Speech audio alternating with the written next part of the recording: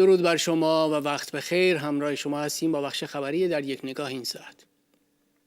به دنبال تجمع و راهپیمایی گسترده اقشار مختلف مردم در روز یکشنبه، خانم مریم رجوی رئیس جمهور برگزیده مقاومت ایران با درود به بازنشستگان و کارگران و زحمتکشان معترض که به خیابان‌ها آمدند گفت: اعتراض به گرانی مهار ناشدنی، شرایط سخت معیشت و پایمال شدن حقوق اکثریت عظیم مردم فریاد مشترکی است که از سراسر ایران شنیده می شود.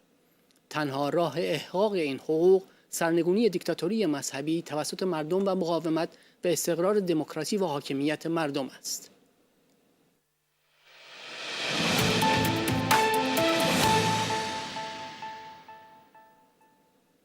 جمعی از مردم سنندج در اعتراض به سوزاندن غزاله حدودی توسط یک پاسدار جنایتکار خامنه‌ای تجمع کردند.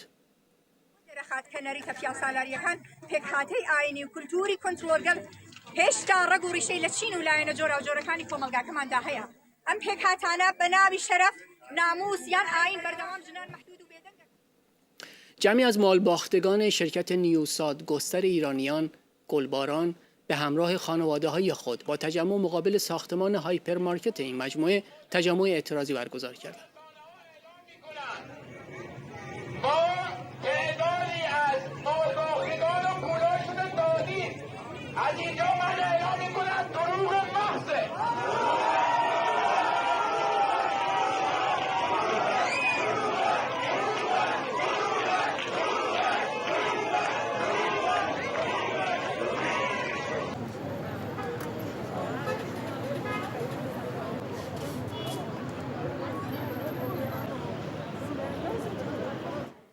دشقیمان خامنه‌ای روز یکشنبه 16 دی 4 زندانی را در شیراز اعدام کردند.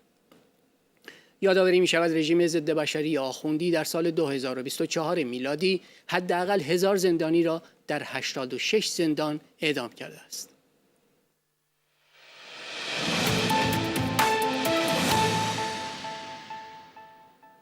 ادامه خبرهای در یک نگاه.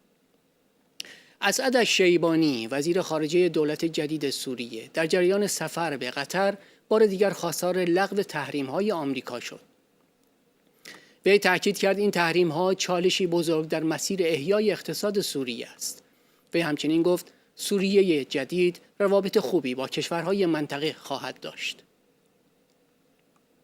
فرستاده ویژه هلند در امور سوریه با مقام‌های دولت جدید در دمشق دیدار کرد.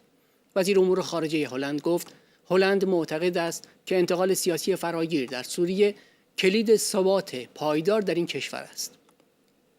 ضروری است که جوامع مسیحی، کرد و سایر اقلیت‌ها در این روند شرکت کنند.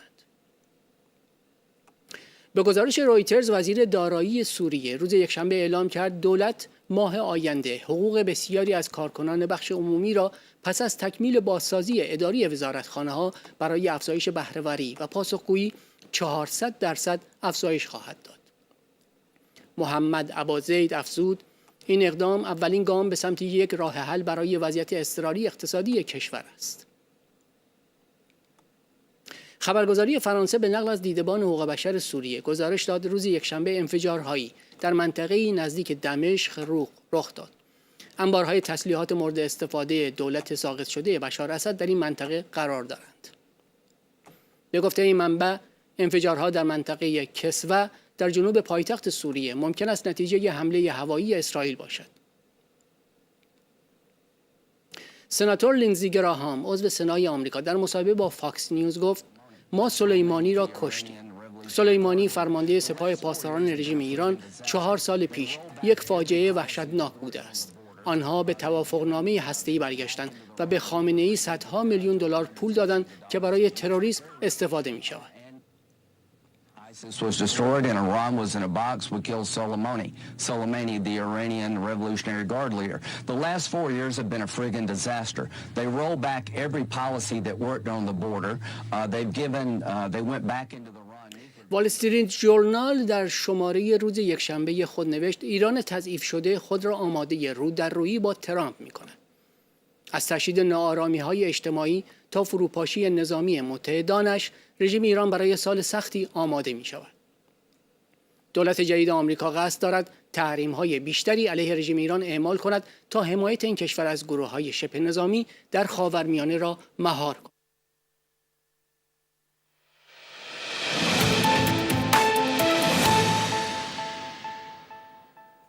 ادامه خبرهای در یک نگاه. به دلیل آلودگی هوا، مدارس ابتدایی تهران و عراق روز دوشنبه تعطیل و غیر حضوری است. استانداری رژیم در اصفهان نیز از تعطیلی مدارس ابتدایی در اصفهان و 10 شهر استان به دلیل آلودگی هوا در روز دوشنبه خبر داد. سخنگوی وزارت آموزش و پرورش رژیم با بیان اینکه آموزش مجازی جای آموزش حضوری را نمیگیرد گفت یک روز تعطیلی مدارس 1000 میلیارد تومان هزینه دارد. مینو محرز، کارشناس علوم پزشکی تهران، درباره شیوع ویروس تنفسی جدید گفت صحبت بر سر این است که ممکن است ویروس جدید پاندمی شود. ممکن است هر 10 سال شکل جدیدی از آنفولانزا بیاید. وقتی کرونا آمد انتظار آنفولانزا داشتیم. الان ممکن است H1N1 پاندمی شود. بچه‌ها در مدرسه به شدت در معرض این بیماری هستند و تاکنون تعدادی فوتی هم داشته‌ایم. با تشکر از همراهی شما، وقت بخیر و خدا نگهدار.